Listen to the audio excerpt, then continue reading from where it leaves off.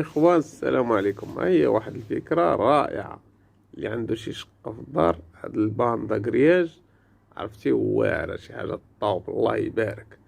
ديرها تهنيك من هاد التشققات بصفة نهائية. هي تقدر تخدمها غير راسك في الدار، ساهلة الطريقة كيفاش كتخدم. كدير واحد شوية ديال الاندوي، كتولي دير فوق منها شوية ديال الاندوي. ملي كتليسيها مزيان تخليها حتى كتنشف واحد الساعتين ولا هذا، وكتولي تفينيها عاوتاني بلاندوي بواحد الكوش ديال اللاندوي باش متبانش مزيان. والله العظيم الا طريقة ولا اروع، طريقة زوينة. انت كيما كتشوف كتلاحظ شي حاجة ساهلة، شي حاجة الله يبارك تقدر تصاوبها غير راسك.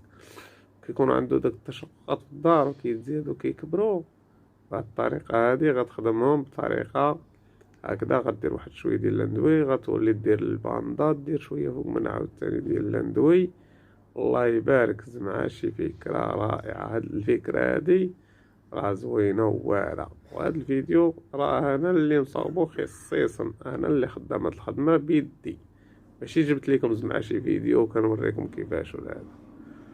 وشكرا لكاع الناس اللي كيتبعونا وكيتفرجوا في الصفحة. ديما ان شاء الله غتلقاو الجديد، الجديد المفيد. ما كاينش سيدي، كاين غير الجديد المفيد. كلشي ديال الله. تبارك الله عليكم، شكرا لكم حيت بقيتوا معنا حتى لدابا.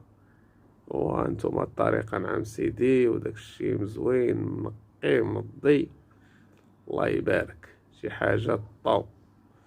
سير اخويا، الله سير السي المعلم، الله يعطيك الصحة. داكشي ناضي مزيان، ولا خدمة نقية ولد رقية. سير اسيدي سير، الله يعطيك الصحة. قالك من فوار العشاء افعل ما تشاء. لا ناضي ناضي صافي قطع الله.